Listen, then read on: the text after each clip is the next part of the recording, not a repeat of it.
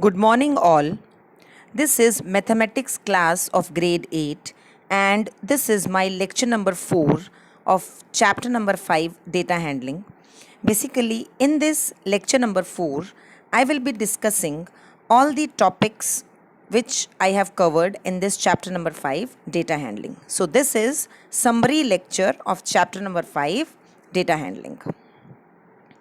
Basically, data handling deals with these topics, like we have learned how to organize the data, then the concept of grouping of data we have studied through histograms, then pie chart we have covered, and then we have explored the concept of probability.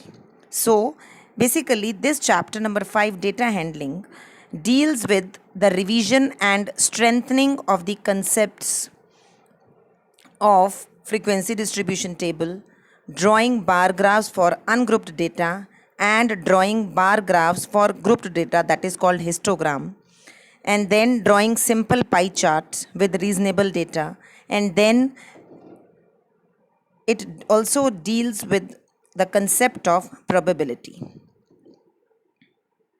So let us recall all the topics. Firstly, we have studied that data which is available to us is in an unorganized form, and that unorganized form is called raw data. The information collected by us, that is data, and that data is basically in an unorganized form, and that data is called raw data or primary data. We need to organize the data in a systematic manner, and then we will be able to interpret it. So first of all, we need to organize the data, and we will be also recalling the ways in which we have learned to organize the data. Then data is represented graphically to give a clear idea of what it represents. We have learned how to represent the data in a graphical manner so that we get a clear idea of what it represents. So the ways to organize the raw data are using frequency distribution table. We need to organize the data using bar graphs, double bar graphs, histogram, pie chart. So these bar graphs, double bar graphs, frequency distribution table we will be doing again in this chapter. We have learnt again in this chapter, but bar graphs and double bar graphs are just the recapitulation which we have studied in the previous classes. This is an example of frequency distribution table in which a survey was being conducted and a group of students was asked for their favorite subjects, and the results are art, mathematics, science and English, and the number of students who like art subject are 7, mathematics, those who are liking mathematics are 5, likewise for science it is 6, for English it is 4. Now we need to make the tally marks. This is basically a frequency distribution table, so we need to make the tally marks. So as it was the number of students those who are liking art are 7, so we need to make the tally marks for number 7, like 1, 2, 3, 4 and 5 we need to write like this, we need to cut like this, 6 and 7. Likewise for every subject we need to represent the tally marks. The number of tallies before each subject gives the number of students who like that particular subject. It is quite obvious from the table. And one more thing I want to explain again. Basically, in the frequency distribution table, what is this frequency? Frequency gives the number of times that a particular entry occurs. So what is frequency? It gives the number of times a particular entry occurs. So that table which I have shown you in the previous slide is frequency distribution table. Now this is an example of bar graph. Bar graph is basically a display of information using bars. You can see the bars are being shown. Information is being displayed using bars, and width of every bar is uniform, and their heights are being proportional to the respective values. Whatsoever are the number of students for in class 8 in 2003-2004, the height of this bar is corresponding to 100, or that number I should say. So a bar graph is basically a display of information using bars of uniform width, bars of uniform width, and their heights are being proportional to the respective values. This is an example of bar graph, where we represented the data using bars of equal width or uniform width, and heights are being proportional to the respective values. Next comes the concept of double bar graph. A double bar graph basically shows two sets of data simultaneously. You can see two bars I have made for one particular student, and these two bars, blue color is showing test 1 marks of the particular student, and test 2 marks are being represented by maroon color. So bar graph, double bar graph is basically used for the comparison of data, and using this double bar graph we are able to show two sets of data simultaneously. This is double bar graph. Next comes the concept of grouping data. How we need to group the data. If we have a large number of quantities, then we need to group the observation, because it will be very difficult for us to write down each entry. Then as it is a long data, large number of quantities we have, then it is mandatory to group the observation and then make the table, and such a table will be grouped frequency distribution. As we have grouped the observation, so it is grouped frequency distribution. We need to write the number of times a particular entry occurs, so that is why the name grouped frequency distribution table. Consider the following marks out of 50 obtained in mathematics by 60 students of class 8th. This is the data which is visible on the screen. So I have observed, or first of all you need to analyze the data. After analyzing, we have found that 5 is the minimum value and 50 is the maximum value. So we can make the groups of 0 to 10, 10 to 20. These are basically the class intervals, or 0 to 5 or 5 to 10 grouping can also be done. But that should be the size or width should be same. This is what I will be explaining also. What is width, what is size. So I have done the grouping of the data. 0 to 10, 10 to 20, 20 to 30, likewise 50 to 60 grouping has been done. And 0 to 10, this is basically a class interval. 10 to 20, another class interval. Likewise, these are the class intervals. 0 is the lower class interval, class limit. 10 is the upper class limit. And here in this interval 0 to 10, the values 0 to 9 will be included, and I have calculated the values which are present between 0 to 9. So I have made the telemarks accordingly, and I have written the frequency too. Likewise, for every interval you have calculated the values and then made the telemarks and then written the frequency. This 10, the highest, that is the upper class limit of every interval, will be included in the next interval. So 20 will be included in this interval. 30 will be included in the interval of 30 to 40. 40 will be included in the interval of 40 to 50, and 50 will be included in the interval of 50 to 60. And I have seen that the last value, maximum value, was 50. So one telemark I have made and the frequency is 1, and total I have calculated, that is 60. And this total matches with the number of students that was also 60. So we have made the correct observation or the grouping. So data represented in this manner is said to be grouped, and the distribution obtained is called grouped frequency distribution. This is what I told you. Each of the groups 0 to 10, 10 to 20, 20 to 30, etc. is called a class interval or a class simply. This is what I told you. Class interval, this is basically in the class interval 10 to 20, 20 is the lower class limit, and 10 is the lower class limit and 20 is the upper class limit. This is what I explained. Width or size. The difference between the upper class limit and the lower class limit is the width or size of the class interval. That means if you are supposed to find the width of the class interval, suppose I am taking 50 to 60, what will be the width or size? 60 minus 50, you will be getting 10. So 10 is the width or size of the class interval or the particular table or the particular data. Then comes the concept of histogram. Histogram is basically the way to represent the grouped data. We need to group the data. and we need to represent that data on the bar graph. So histogram is basically used to represent the grouped data on the graph paper. So groups of observations, that is class intervals, are represented on the horizontal axis. The height of the bars show the frequency of the class interval. Also, there is no gap between the bars as there is no gap between the class intervals. The graphical representation of data in this manner is called histogram. So what is histogram?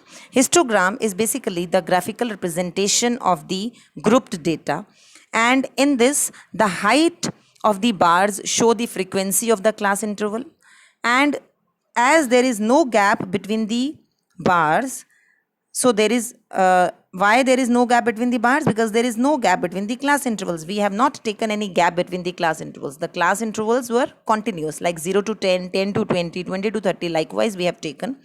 So the graphical representation of the grouped data is called histogram. Now this is what we have discussed in the previous example. Like groups I have made that 0 to 10 and the number or the frequency is 2. Likewise, this already we have understood in the previous slide.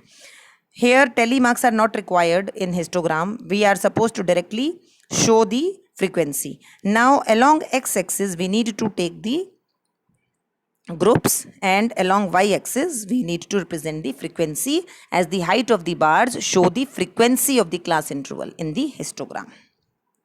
So this is an example of histogram. You can see clearly number of students I have shown here on along the y-axis, and this is your x-axis horizontal line, and along this horizontal axis, that is x-axis, I have shown the intervals like 0 to 10, 10 to 20, 20 to 30, 30 to 40 likewise, and you can see clearly that there is no gap between the bars because we have not taken any gap between the class intervals. So this is the way how we are supposed to make the histogram. Then comes the concept of pie chart or circle graph. What do you mean by pie chart or circle graph? You must have seen the circular form of graphs, and that is basically pie chart or circle graph. So pie chart basically shows the relationship between a whole circle and its parts. The circle is divided into sectors. The size of each sector is proportional to the information it represents, as we have discussed earlier also, that we are supposed to find the value of each entry. So that is why it is written the size of each sector is proportional to the information it represents. Pie charts are also known as circle graphs.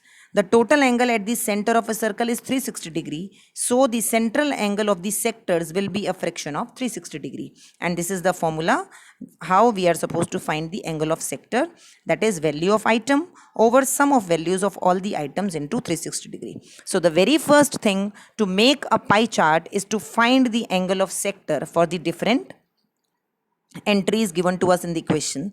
After finding the angle of sector, we need to make a circle with any convenient radius, take its center, and then angle of the sector for the first entry you are supposed to make, and using the protractor, and likewise you will be able to make the pie chart. I am taking an example. A group of 360 people were asked to vote for their favorite season from the 3 seasons, rainy, winter and summer. These are the questions which we are supposed to answer on the basis of that data. Which season got the most votes? Find the central angle of each sector. Draw a pie chart to show this information. Basically, first we are supposed to find out, make a pie chart, and the total is given to us as 360. As I told you that the very first thing we are supposed to do is to find the angle of sector for every entry. This is the table with us. Now how to find the angle of sector for summer season? This is the first summer season. So 90 number of votes for summer season, or the number of people those who voted for summer season are 90. So what is the formula?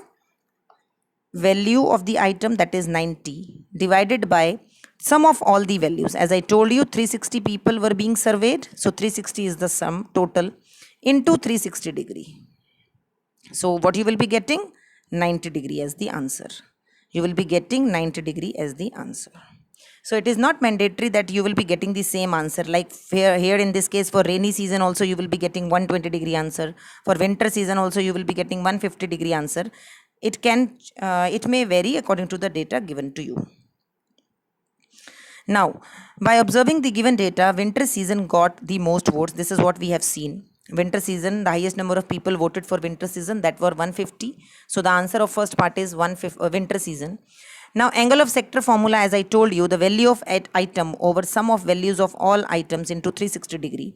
So we have calculated the value central angle for summer, rainy and winter season. So 90 was the value for number of votes for summer season. So 90 over 360 was the total that was given to us in the very first statement of this question. A group of 360 people were being surveyed. So total is 360 into 360-degree, you will be getting 90-degree angle. For rainy season, it will be 120-degree. For winter season, it will be 150-degree. Now, our next step is to make a circle. We have made a circle. Now, we have started making the angles. As I told you earlier also, it is preferable, you are supposed to make the angles preferably clockwise direction, but anti-clockwise direction I have made here, that is also not correct, incorrect. This is also correct. Few students were getting confused ki ma'am, can we make it in clockwise direction, anti-clockwise direction. So that is why I have made it in anti-clockwise direction, just to tell you that it will hardly matter whether you are making it clockwise or anti-clockwise. So just the measurement should be correct. For summer season it is 90, for rainy it is 120, and for winter it is 150. Next comes the concept of probability. Probability is basically, what do you mean by a probability? We have seen many examples where we have seen that chance of occurrence of that a particular event is not equal. But here in this class 8, we need to deal with the equally likely outcomes, or we need to deal with the experiments having equally likely outcomes. So few terms are supposed to be revised for the concept of probability. Like the very first term is an experiment. An experiment is any procedure that can be infinitely repeated, or an action which results in well-defined outcomes. Tossing of a coin is an example of an experiment because it results in well-defined outcome. Rolling a die is an example of an experiment. I am doing an action in which I am getting a well-defined outcome. So this is an experiment. Then what is sample space? The set of all the possible outcomes to occur in an experiment. Like if I toss a coin, what are the possible outcomes? It can be head or tail. So the sample space for this tossing a coin is head, tail. Sample space for rolling a die is 1, 2, 3, 4, 5 and 6. So this is sample space. Set of all the possible outcomes to occur in any experiment is known as sample space. Next comes the random experiment. What is random experiment? An experiment is called random if it has more than one possible outcomes and it is not possible to predict the outcome in advance. We have seen in examples, if I am tossing a coin, I am not sure whether head will come or tail will come. So this is an example of random experiment. I am doing an action in which I am getting more than one possible outcomes and it is not possible to tell or predict the outcome in advance. This is an example of random experiment. Each outcome of an experiment or a collection of outcomes make an event. So what do you mean by an event? Each outcome of the experiment or collection of outcomes make an event. That is, rolling of a die is an experiment. As I told you, it is an action which results into well-defined outcomes. So it is an experiment. Getting 1, 2, 3 or getting even numbers when a die is rolled is an event. If I am specifically talking about the outcomes, that is an event. Getting 1, 2, 3 or getting even numbers when a die is being rolled is an event. So I hope with the help of these examples, these terms are clear to you. Now next comes the equally likely outcomes. What do you mean by equally likely outcomes?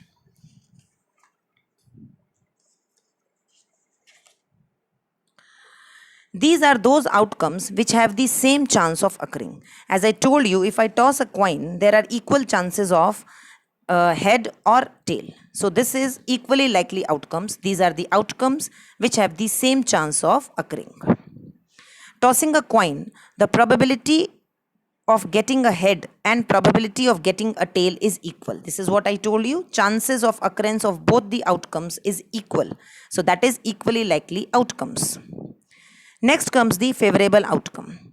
It is one of the possible results of an experiment. So what is favorable outcome?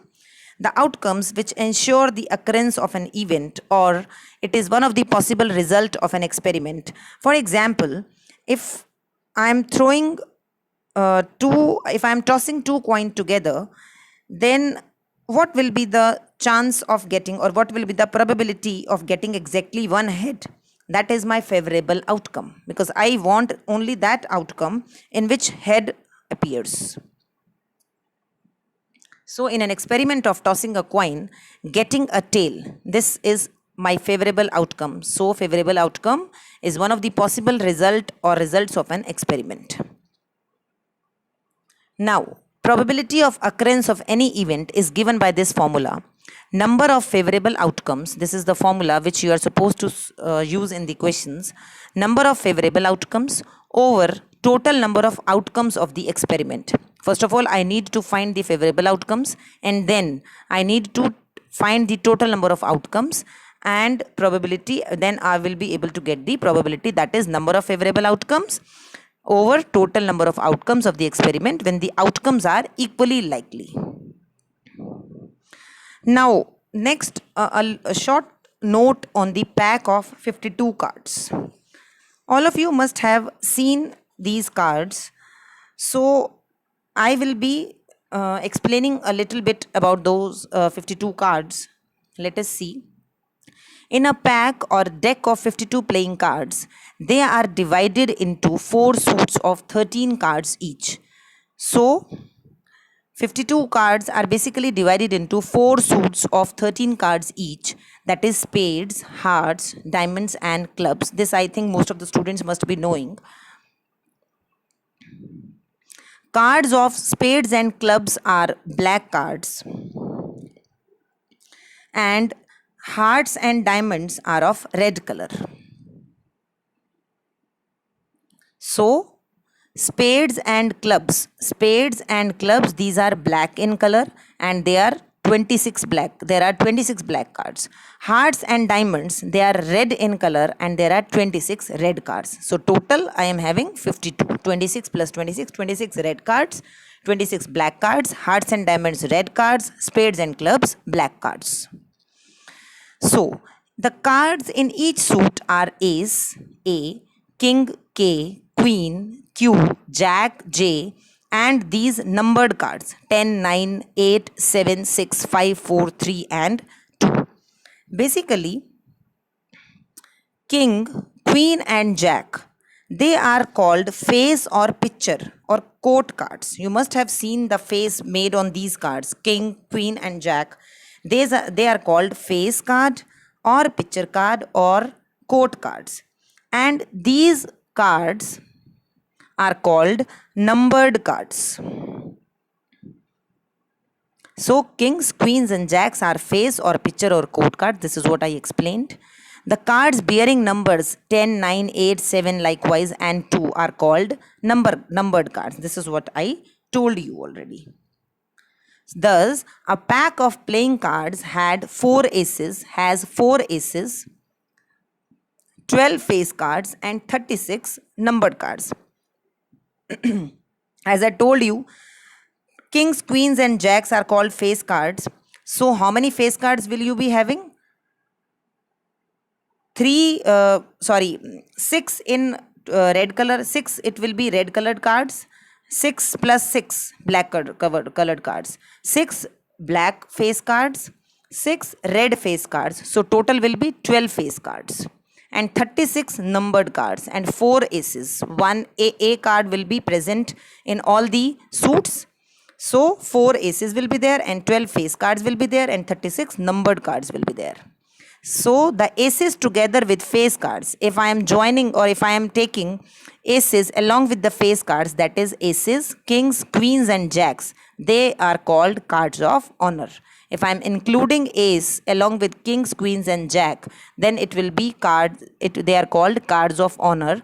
And as I told you, in a pack of 52 cards, I have 4 aces, 12 face cards. So if I am taking them together, so total will be 16 cards of honor.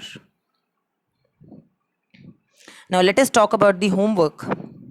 You are supposed to complete question number 1 to 6 of exercise 5.3 in homework notebook. I am going to explain one question from this exercise 5.3 so that you will be able to do these questions. I hope, dear children, from this summary lecture, all of you have understood or recalled all the concepts properly, and using those concepts, you will be able to do the questions. Now, let us talk about question number 2 of exercise 5.3. When a die is thrown, list the outcomes of an event of getting. A part is a prime number, B part is not a prime number. Second part, A option is a number greater than 5, a number greater than 5. B part is a number not greater than 5. So when a die is being thrown, you are supposed to write down the outcomes only. When I am getting a prime number, B part not a prime number. Second, A part is a number greater than 5, a number not greater than 5. So let us talk about the solution. Outcomes of event of getting a prime number are 2, 3 and 5. This already you know. Out of 1, 2, 1, 2, 3, 4, 5 and 6. What are the prime numbers? 2, 3 and 5. Outcomes of event of not getting a prime number. So which are not prime numbers? 1, 4 and 6. So this is my answer. For second part, A answer is outcomes of event of getting a number greater than 5. What is the number which is greater than 5 when I will roll a die? That is 6. So answer is 6. Outcomes of event of not getting a number greater than 5. So 1, 2, 3, 4 and 5. So these are the answers. So dear children, this is what we have revised, or we have recalled all the concepts of this lecture or chapter number 5, data handling, and I hope you will be now capable enough to solve the questions of this chapter. Thank you so much.